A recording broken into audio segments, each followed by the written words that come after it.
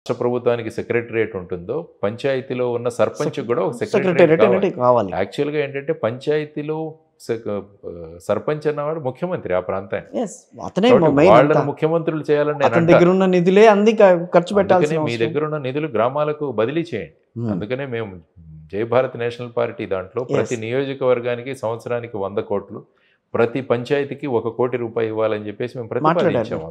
అంటే 5 సంవత్సరాల్లో 5 కోట్లు వస్తాయి అభివృద్ధి ఒక కోసం. గ్రామం కోసం 5 కోట్లు. ఒక నియోజకవర్గానికి 500 కోట్లు వస్తాయి. Yes. మరి ఏమవుతుంది, అన్ని నియోజకవర్గాలు అభివృద్ధి చెందుతాయి కదా. Hmm. సో ఆ విధంగా కొత్త ఆలోచనలతో రావాలి. కేరళ సిస్టమ్ ఉంటుంది, వాళ్ళకి సంవత్సరానికి 4-5 కోట్లు ఇస్తారు ఒక్కొక్క గ్రామ పంచాయతీ. Mhm. గ్రామాలు చూడండి అక్కడ ఏ విధంగా అభివృద్ధి చెందాయి. Hmm. ఈ డీసెంట్రలైజేషన్ చాలా ఇంపార్టెంట్. కానీ ఇప్పుడు ప్రస్తుతం ఏమవుతుందంటే ప్రతి ఒక్కరు అన్ని నా దగ్గరే ఉండాలనుకుంటాం. Centralization okay. That is not correct. 73-74 constitution అమెండ్మెంట్లో డీసెంట్రలైజేషన్ చాలా ముఖ్యం. Hmm. గ్రామ పంచాయతీ పరిధిలో ఏవైతే 29 సబ్జెక్టులు ఉన్నాయో ఆ సబ్జెక్టులన్నీ కూడా గ్రామ పంచాయతీకి ఇవ్వాలి. ఆ పంచాయతీలో ఉన్న స్కూల్స్ సర్పంచ్ బాధ్యత, Yes, ఆ అంతే. పంచాయతీలో ఉన్న ప్రైమరీ హెల్త్ సెంటర్ ఇతని బాధ్యత. కానీ సర్పంచ్ ఏమవుతుంది, చేతిలో ఉండాలని. స్కూల్స్ డిపార్ట్మెంట్ వేరేగా ఉంటుంది, సర్పంచ్కి సంబంధం లేదు. లేదు. మెడికల్ డిపార్ట్మెంట్ వాళ్ళు. కానీ కేరళలో చూసుకుంటే ఆ 29 విషయాలు అది సర్పంచ్ చూసుకుంటాడు. Is a mini CM. So ఆ విధమైన సిస్టమ్ తీసుకురావాలి కదా, Hmm. అప్పుడే అవుతాయి. సో అలా తీసుకొస్తే ఏమవుతుందంటే వాళ్ళ మీద అథారిటీ అనేది కుదరదని చెప్పి తీసుకురాకల. అదే అన్నా, అది సెంట్రలైజేషన్. ఒకవైపు డీసెంట్రలైజేషన్కు మనం సపోర్ట్ చేస్తూ, కానీ సెంట్రలైజేషన్ మనిషి ఎంత అధికారం నా చేతిలోనే ఉండాలనుకుంటాం. ఆ విధంగా ఉంటే ఏమవుతుందంటే పనులు అవ్వవు. సో డీసెంట్రలైజేషన్ దిశగా ఆలోచించాలి. మళ్ళీ మీ జనసేన దగ్గరికి వస్తాను. ఒక్క మాట, ఏ పవన్ కళ్యాణ్ గారు సనాతన ధర్మం అని చెప్పి ముందుకు రావటం అనేది మీరు ఆహ్వానించారా లేదా? సనాతన ధర్మం అనేది ఏంటంటే భారతదేశంతో ముడిపడిన అంశం. ఒక బోర్డు తీసుకురావాలని చెప్పి ఆయన ముందుకు రావటం అనేది డెఫినెట్గా ఉండాలి. ఎందుకంటే సనాతన ధర్మం అంటే ప్రాచీన ధర్మం. ఎస్, ధర్మాలు ఎక్కడా పుట్టని సమయంలో భారతదేశంలో మనం పుట్టాం. మన నాగరికత ఇక్కడ పెరిగింది. నో డౌట్ దాంట్లో. కాబట్టి మన దగ్గర ఉన్న వేదాలు, పురాణాలు, ఇతిహాసాలు అంటే ఇవన్నీ ఆయనలో కూడా- మీరు అలాంటి ఫ్లేవర్ని చూసారా మీరు ఉన్నప్పుడు? అంటే ఆ సమయంలో మీరు ఉన్నప్పుడు అప్పుడు మేమంతా కలిసి కమ్యూనిస్ట్ పార్టీలు, తర్వాత బీఎస్పీ వీటితో కలిసి మేము పోటీ చేసాం. అవును, అదే కానీ అందుకని ఆయన అంటున్నా. ఆ పూజా విధానాలు అవన్నీ, ఆ చాతుర్మాసం ఇవన్నీ కూడా అప్పుడు కూడా చేసేవారు. ఆయన ఎప్పటి నుంచో కూడా ఆయన కొండగట్టుకు వెళ్ళడం ఇవన్నీ అవును. కూడా ఆయన రెగ్యులర్గా వెళ్తుండేవారు. సో ఈ సమయంలో సనాతన ధర్మం అన్న దీన్ని వారు తీసుకొచ్చారు. సనాతన ధర్మ బోర్డు ఉండాలి. తర్వాత ఏంటంటే సెక్యులరిజం కూడా మన కాన్సెప్ట్ భారతదేశంలో. లౌకికవాదం అన్నది మన రాజ్యాంగంలో పీఠికలో ప్రియాంబుల్లో ఉన్న అంశం. మొన్న కూడా సుప్రీంకోర్టు చెప్పింది. మన ఈ ప్రియాంబుల్లో ఈ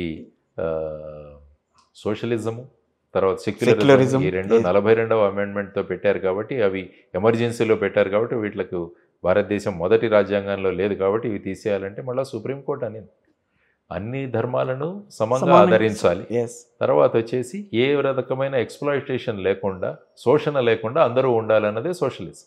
కాబట్టి ఈ రెండు ఉండాలి అన్నట్టుగానే సుప్రీంకోర్టు తీర్పిచ్చింది.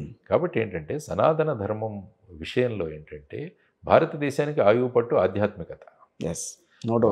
ఆధ్యాత్మికత నుంచి ఎప్పుడైతే మనం దూరం వెళ్ళిపోతామో ఈ సమాజంలో జరుగుతున్న నేరాలు, ఘోరాలు మనం చూస్తున్నాం. కాబట్టి దానికి ప్రధానమైనది ఆధ్యాత్మికత. సో ఈ ఆధ్యాత్మికతను తీసుకురావాలంటే సనాతన ధర్మాన్ని ఫాలో అవ్వడం. సనాతన ధర్మం చెప్పడం కాదు, సనాతన ధర్మాన్ని ఫాలో అవ్వాలన్నది చాలా ఇంపార్టెంట్ సనాతన ధర్మంలో తీసుకు.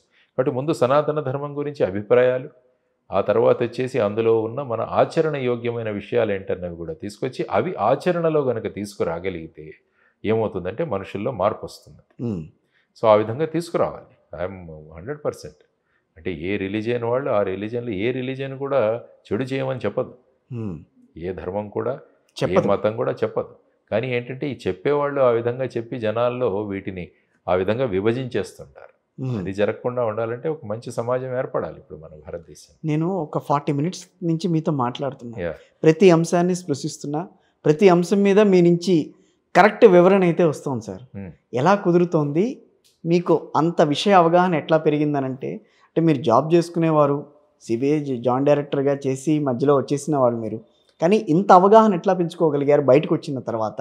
అన్నిటి మీద, సమకాలీన పరిస్థితుల మీద, రాజకీయ అంశాల మీద, అన్ని అంశాల మీద కూడా మీరు ఆ అవగాహన ఎట్లా పెంచుకున్నారంటే ఏం చెప్తారు? ఎందుకంటే ఈ విషయాలతో అనుభవం ఉన్నవాళ్ళు, వాళ్ళందరినీ అనుభవజ్ఞులను నేను కలుస్తుంటాను.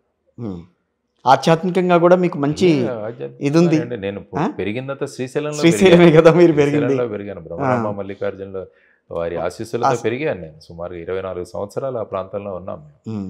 కాబట్టి ఆ ప్రభావం కూడా ఉంటుంది డెఫినెట్గా. ఆ తర్వాత అప్పుడు మాకున్న తెలుగు మాస్టర్లు, తర్వాత అప్పుడు వాళ్ళు నేర్పిన సంస్కృతి విలువలు ఇవన్నీ కూడా ప్రభావం చూపిస్తుంది మనుషుల మీద. అప్పుడు కూడా కవులు చాలా మంది వచ్చేవాళ్ళు శ్రీశైలం దేవస్థానానికి, మా స్కూల్కి కూడా వచ్చేవాళ్ళు. వాళ్ళ అనుభవం రాయలసీమలో కవులు చాలా మంది వారందరూ నరాల రామిరెడ్డి గారు, మాడుగుల నాగపణి, సో వారందరి ప్రభావం. వాళ్ళతో కలుస్తుంటాను, వాళ్ళ చర్చల్లో పాల్గొంటుంటాను.